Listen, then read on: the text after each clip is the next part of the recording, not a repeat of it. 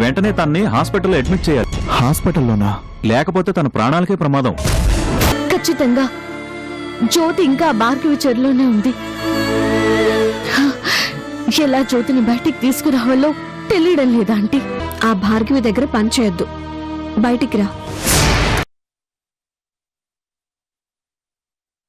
ఈ భార్గవికి 1000 కళ్ళు సందీప్, ఎక్కడి నుంచైనా చూస్తూనే ఉంటుంది.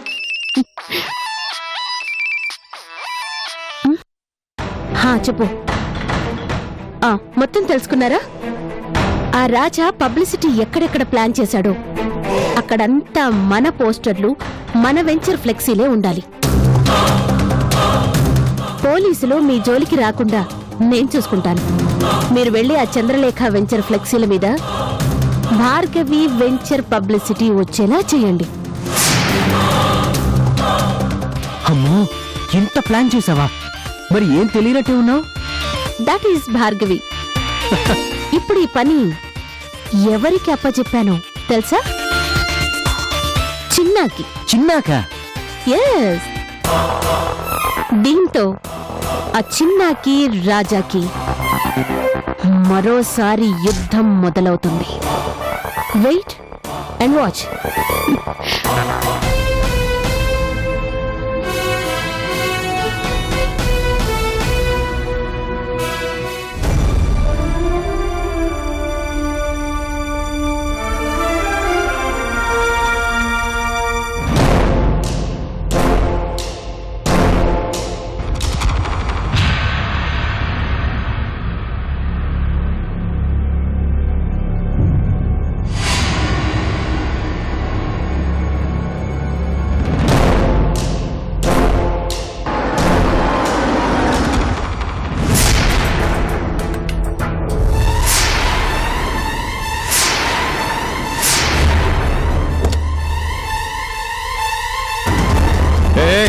ఆగండి.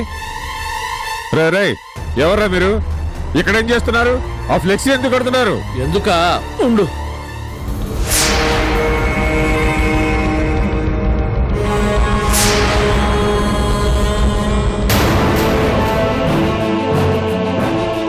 ఇదిగో, ఇది పెట్టడానికే. రేయ్, ఇది మా ఫ్లెక్సీలకు కేటాయించిన స్థలం. మీరు ఇక్కడేలా కడతారు? మర్యాదగా చెప్తున్నాను, ముందు ఆ ఫ్లెక్సీ తీసేయండి. ఏంటి తీసేది? ఇదొక్కటే కాదు, సిటీ మొత్తం మీ ఫ్లెక్సీలు ఉన్న చోట మా ఫ్లెక్సీలు ఉంటాయి. ఎక్కడ చంద్రలేఖ బొమ్మ కనపడకుండా మా ఫ్లెక్సీలు పెడతాం. ఏం చేస్తారో ముసలోడా? రాస్కెల్స్, ఉండండిరా, మీ అంతు చూస్తారు. పోలీసులకు ఫోన్ చేస్తావా? చేసుకో. పోలీసుల్ని మా భార్గవ మేడం ఎప్పుడో కొనేసింది. నువ్వు ఫోన్ చేసినా ఎవ్వరూ పట్టించుకోరు.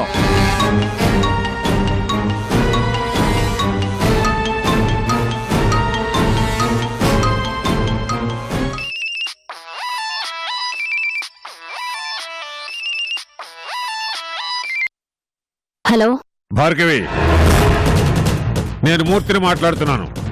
భార్గవ ఏంటి ఏకవచనంతో పిలుస్తున్నావు?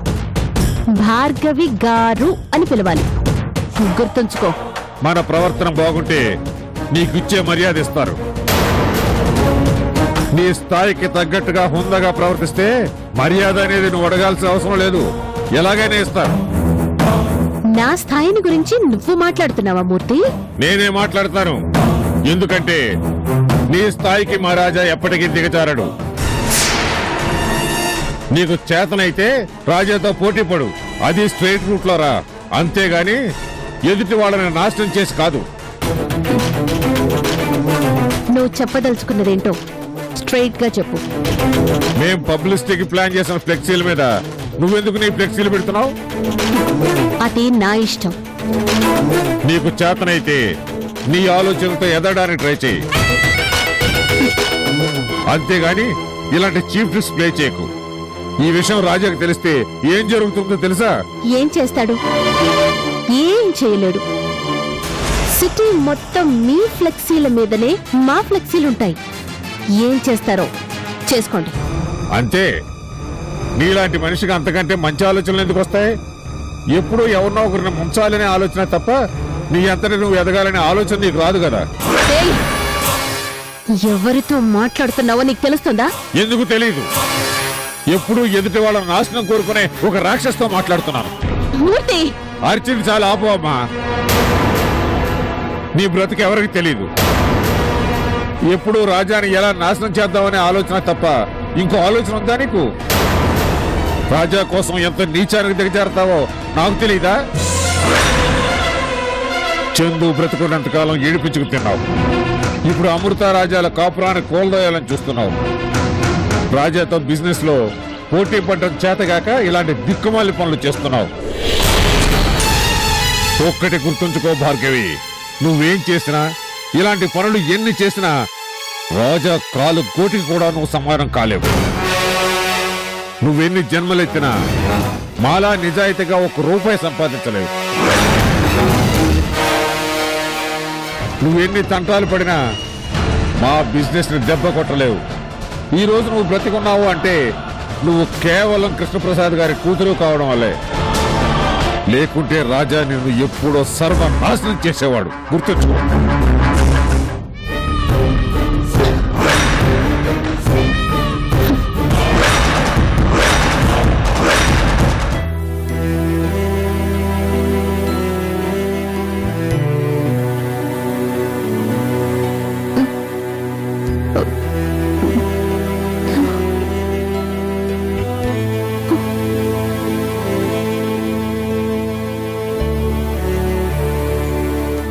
ఎక్కడున్నాను? హాస్పిటల్లో ఉన్నారు. మీరు కదలకండి మేడం, నేను వెళ్ళి డాక్టర్ని పిలుచుకొస్తాను.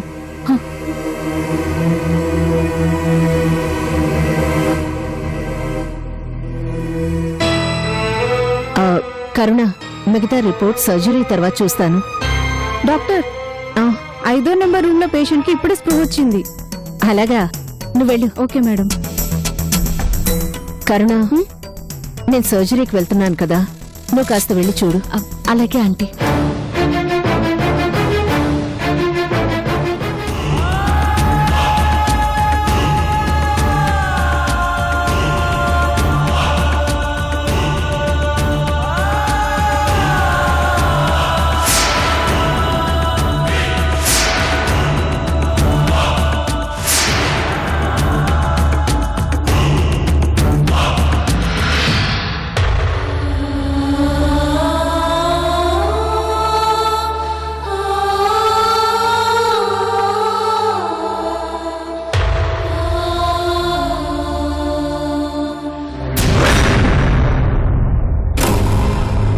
టెంపరేచర్ చూసారా? చూశాను సిస్టర్, నార్మల్ గా ఉంది.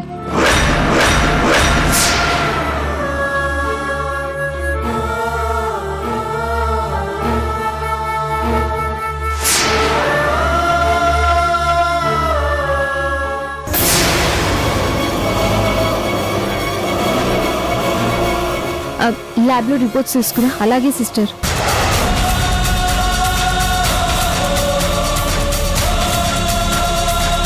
ఇప్పుడు ఎలా ఉందండి? ఇది తిరిగింది.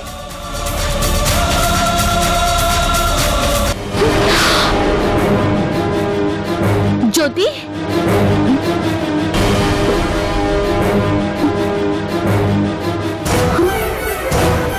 నువ్వా? కరుణ, కరుణ.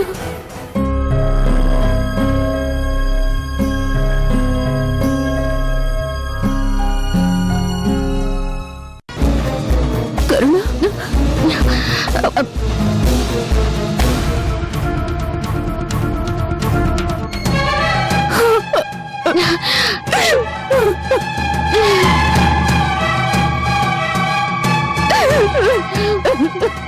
ఊరుకో జ్యోతి.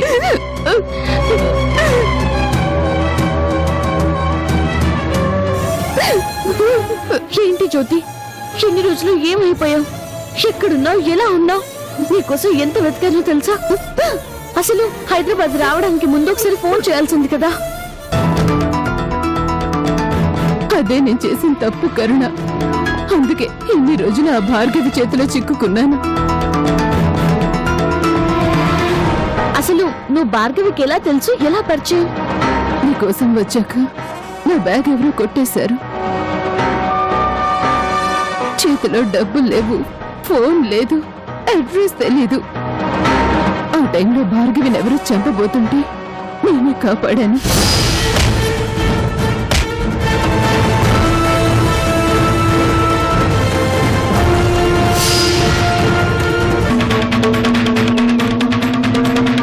అదే కరుణ నేను చేసిన తప్పు. కాపాడినందుకు ఇంటికి తీసుకుని వెళ్ళింది. అన్నం పెట్టి నీ పేరు చెప్తే తీసుకెళ్లి దింపుతాను అని చెప్పింది. అంతవరకు బాగానే ఉంది. కానీ కర్మ కాలి కారులో వస్తూ మాటల వరుసలో నువ్వే చందువని వాగేశాను.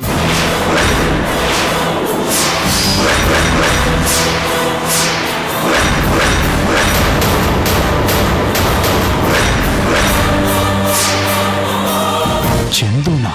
అనంతగిరి యాక్సిడెంట్ లో బతికిన చందుకి ప్లాస్టిక్ సర్జరీ చేశాక కరుణగా మారింది కదా అని నోరు జారను కరుణ. ఇక చూడు, నన్ను టార్చర్ పెట్టింది. ఎన్ని రోజులు నన్ను బంధించిందో తెలుసా? నా నుంచి నీ వివరాలు తెలుసుకుంది. నీ ఇంటికి తీసుకుని వెళ్ళి చందు ఉందా అని అడగమంది. కానీ నేనే కరుణ ఉందా అని అడిగి దాన్ని మోసం చేశాను. అయినా వదిలిపెట్టలేదు కరుణ, నరకం చూపించింది. అంటే ఆ రోజు యాక్సిడెంట్ లో చందు రాజా ఇద్దరు చనిపోలేదు, చందునే కరుణగా మారిందా? భగవంతుడా, నేను చేసిన పాపానికి కొంతలో కొంతైనా ప్రాయశ్చిత్తం చేసుకునే అవకాశం ఇచ్చావు. అసలు నువ్వు చందువని చెప్తే ఎన్ని సమస్యలు వస్తాయని నాకు తెలియనే తెలియదు కరుణ. తెలిస్తే అసలు చెప్పేదాన్ని కాదు. నేను ఇంతకాలం ఆ రహస్యాన్ని భార్గవికి తెలియకుండానే బతికాను జ్యోతి. నా కన్న బిడ్డ చిన్న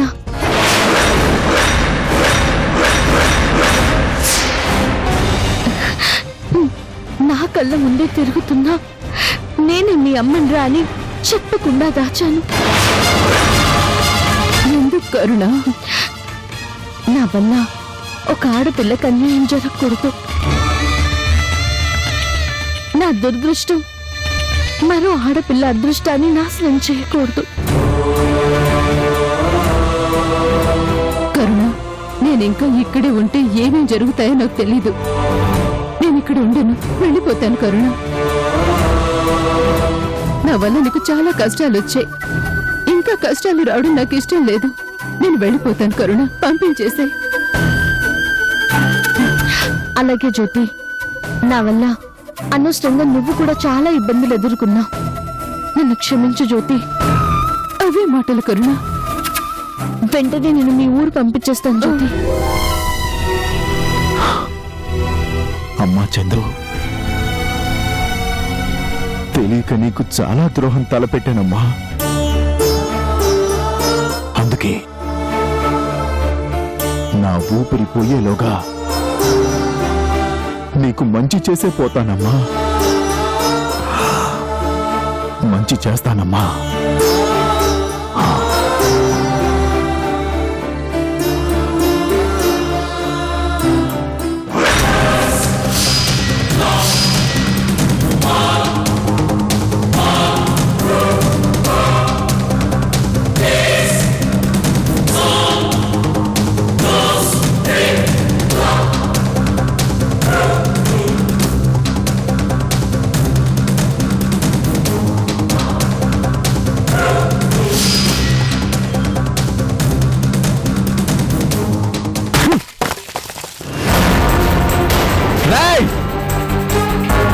ఎవర్రా ఇక్కడ మా మేడం కి వార్నింగ్ ఇచ్చింది?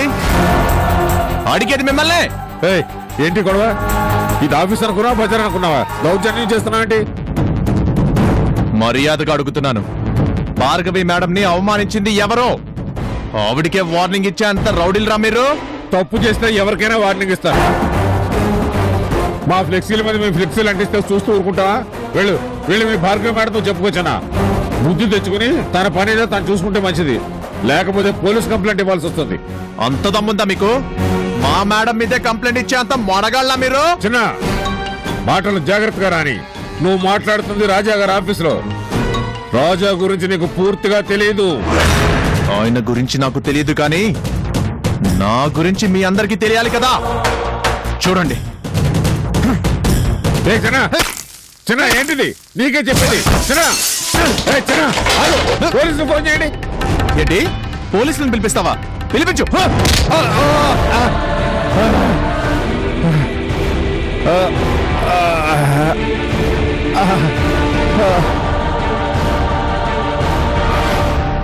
సార్ సార్ మూర్తి గారు ఎలా ఉంది సార్? సార్ సార్ వెంటనే హాస్పిటల్ తీసుకెళ్ళాం పదండి. సార్ ఎలా ఉంది? రేయ్, మీ అందరికీ చెప్తున్నాను, భార్గవి మేడంని ఏదన్నా చెయ్యాలి అంటే ముందు నన్ను టచ్ చేయాలి.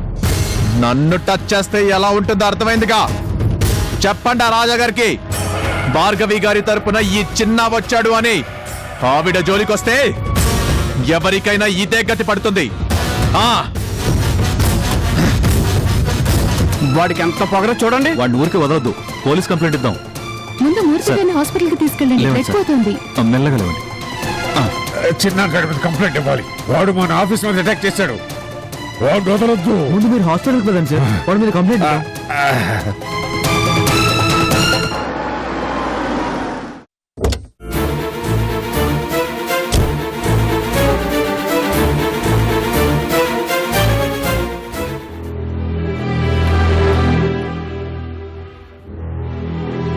సిస్టర్, జాగ్రత్తగా చూసుకో. Okay doctor.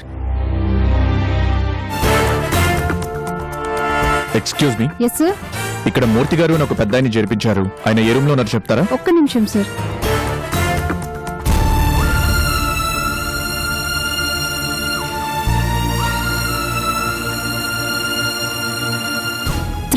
Room number left side ఉంది sir. Left side. Okay. Yes sir. Aravind, sir Murthy గారికి ఎలా ఉంది? ప్రస్తుతానికి ఆయనకి సెడేషన్ ఇచ్చారు సార్. బీపీ బాగా పెరిగింది. పెద్ద ఆయన కావడం వల్ల తట్టుకోలేకపోయారు. ఎవరు ఆయన కలవద్దని చెప్పారు సార్. చూడ్డానికి కూడా ఎవరిని అలౌ చేయట్లేదు. అసలు ఏం జరిగింది? ఆ చిన్న సార్ ఒక్కసారిగా ఆఫీసులోకి వచ్చి నానా గొడవ చేశాడు. చిన్నానా? అవును సార్, మా మేడంను అవమానిస్తారా అంటూ చేతికొచ్చిందలా కింద పడేసి చాలా గొడవ చేశాడు సార్. మూర్తి గారు అతన్ని ఆపడానికి చాలా ప్రయత్నించారు సార్. అనవసరంగా ఆఫీసులో వీరంగం చేయొద్దు అని చెప్తున్నా వినకుండా మూర్తి గారిని కూడా తోసేశారు సార్. మూర్తి గారిని తోసేశారా? అవును సార్. మనకు ఫోన్ చేయాల్సింది కదా. ఆ అవకాశం ఎక్కడిచ్చారు సార్? రావడమే ఏదో పూనకం వచ్చినట్టు మీదపడి గందరగోళం చేసేశాడు సార్.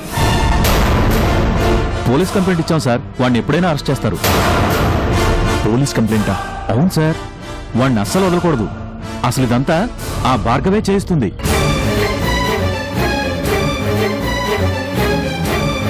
ఇప్పుడు వాడిని వదిలేశామంటే మనల్ని చాలా తక్కువ అంచనా వేస్తుంది సార్.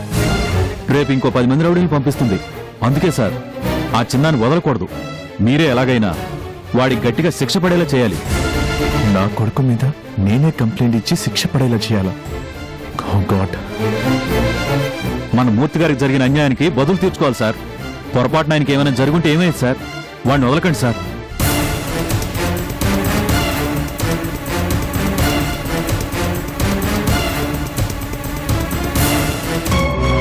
ఏంటండి మీరు చెప్పేది?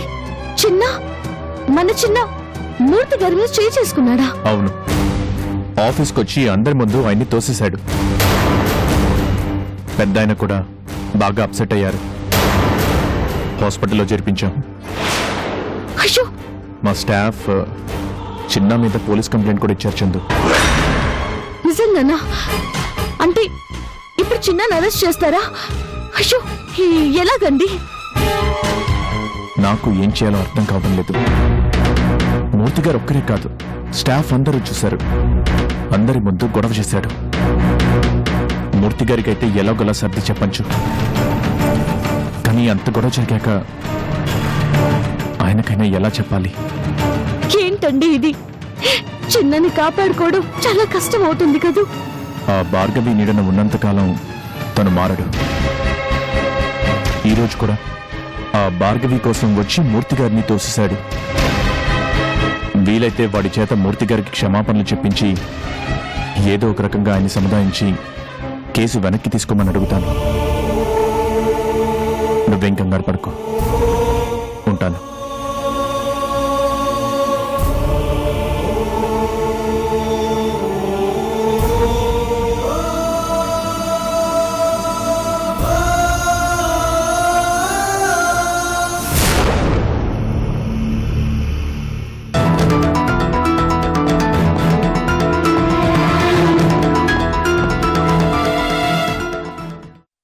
ఏమైందమ్మా ఏంటి అలా ఉన్నావు? డాడీ చిన్న మరో సమస్యలు ఎదుర్కొన్నాడు. మళ్ళీ ఏం చేశాడమ్మా? ఆ భార్గవి కోసం రాజా గారు ఆఫీస్కి వెళ్ళి మూర్తి గారి మీద చేయి చేసుకున్నారంట. ఆఫీస్ వాళ్ళు చిన్న మీద కేసు పెట్టారు. రాజా గారి ఫోన్ చేసి చెప్పారు డాడీ. వదిలే అమ్మా, నీకెందుకు? అదేంటి డాడీ అలా అంటారు? ఎలా వదిలేస్తాను? చిన్న నా కొడుకు డాడీ. కొడుకు లాంటి వాడా? ఏదైతే ఏంటి డాడీ? చాలా తేడా ఉందమ్మా. వాడి పుట్టినరోజని నువ్వు ప్రసాదం తెచ్చిస్తే రక్తం వచ్చేలా వాళ్ళు నిన్ను తోసేస్తే వాడిలో కనీసం చలనం కలగలేదంటే వాడు కొడుకు లాంటి వాడే గాని కొడుకు కాదుగా. మెడపెట్టి నెట్టిన అసలు నువ్వు నా తల్లివే కాదని మొహాన అన్నా. ఇంకా నువ్వు వాడి కోసం ఇంత వెంపర్లాడుతున్నావంటే నువ్వు తల్లి లాంటి దానివి కాదమ్మా, వాడికి కన్న తల్లివే.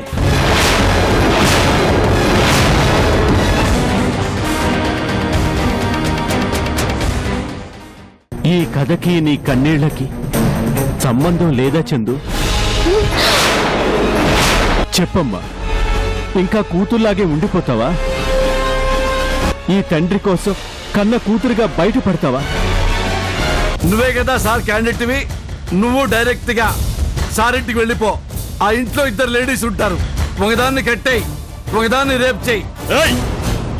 తమాషాగా ఉందా? మరి ఇట్లాంటి వెధవల్ని వదిలిపెట్టమని నువ్వు ఎలా వచ్చావు? నీకు తమాషాగా ఉందా? కదర్ చొక్కా, కదర్ ప్యాంటు, మీసాలు, నల్ల కళ్ళజోడు, సెల్ ఫోన్ పట్టుకున్నంత మాత్రాన భయపడి వదిలేస్తావు అనుకున్నావా? క్రికెట్ కే బాల్ నా హెయిర్ తో సమానం, నా గడ్డంతో సమానం.